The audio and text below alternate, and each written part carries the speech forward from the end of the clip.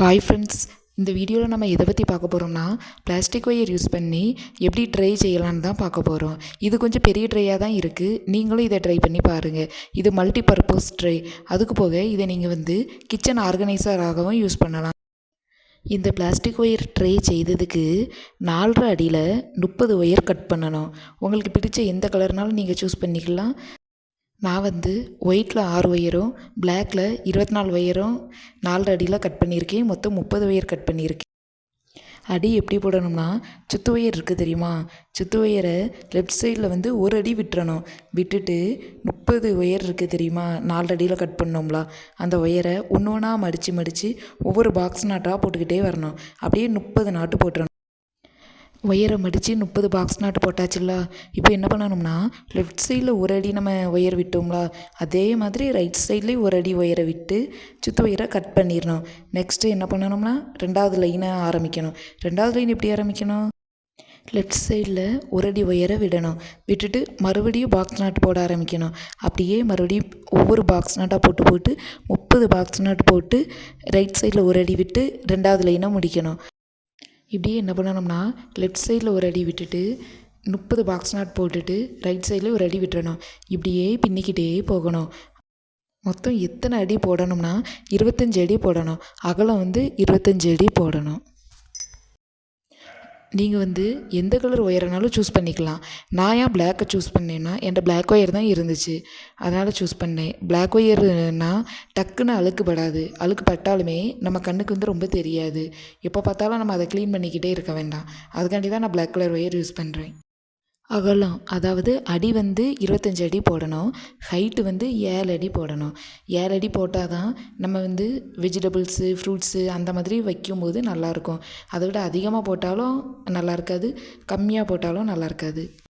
அப்படியே உங்களுக்கு இந்த வீடியோ பிடிச்சிருந்தா என்னோடய சேனலை சப்ஸ்கிரைப் பண்ணிக்கோங்க. அப்படியே கூடவே உள்ள அந்த பெல் ஐக்கானையும் கிளிக் பண்ணிக்கோங்க. நான் அடி போட்டு முடிச்சிட்டேன். மொத்தம் 25 அடி, மேலே 12 அடி, கீழே 12 அடி, நடுவில் ஒரு அடி, மொத்தம் 25 அடி போடணும். 25 அடி இருக்கான்னு எண்ணி பார்த்துக்கிட்டு இருக்கேன். 25 அடி போட்டோடனே நம்மளோட ட்ரை இப்படி தான் இருக்கும். இனிமேல் நம்ம சைடு திருப்பி பின்ன ஆரம்பிச்சிடணும். ஹைட்டு போட ஆரம்பிக்கணும்.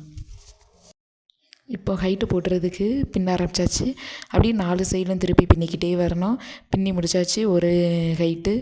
இப்போ என்ன பண்ணணும்னா, ஏணிப்படி முடித்து போட்டு அடுத்த அடி போடணும். நான் இப்போ ஏணிப்படி முடித்து தான் போட்டுக்கிட்டு இருக்கேன். நீங்களும் பார்த்து அதே மாதிரி ஏணிப்படி முடித்து போடுங்க. ஈஸியாக தான் இருக்கும். நிறைய பேர் ஏணிப்படி முடித்து கஷ்டமாக இருக்குங்க. நீங்கள் ப்ராக்டிஸ் பண்ணிக்கிட்டே இருங்க. ப்ராக்டிஸ் பண்ண ஈஸியாக இருக்கும். எனக்கும் ஃபஸ்ட்டு கூடக்கே கஷ்டமாக இருந்துச்சு. ஒரு டைம் மிஸ்டேக்காக கூட போட்டுருவேன். இப்போ போக போக எனக்கு ரொம்ப ஈஸியாக இருக்குது.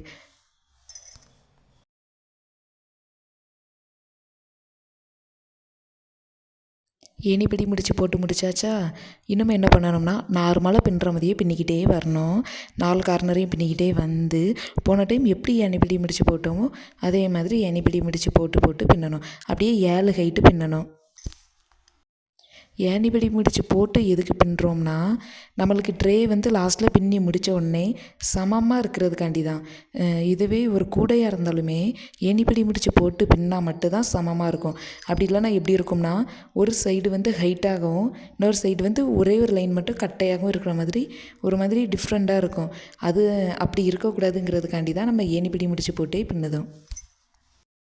இப்போ நம்ம ட்ரேயை பின்னி முடித்தாச்சு. ட்ரேயை எப்படி சொருகணுன்னு தான் பார்க்க போகிறோம்.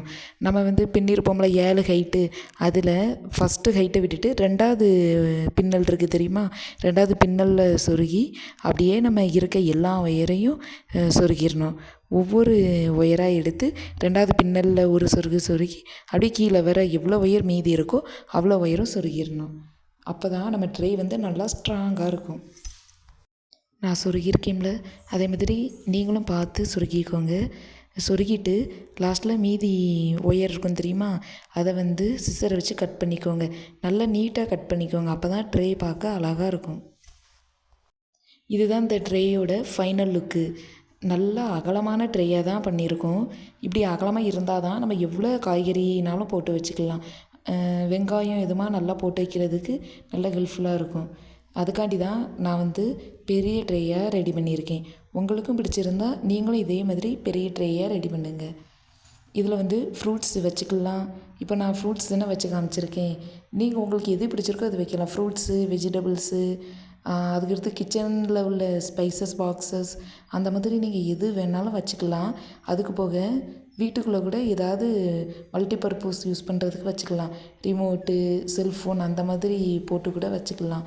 நான் வந்து இப்படி உப்பு ஜாடி, கடுகு டப்பா, ஸ்பூன் ஸ்டாண்டு இந்த மாதிரி வச்சு யூஸ் பண்ணிக்கிட்டு இருக்கேன்.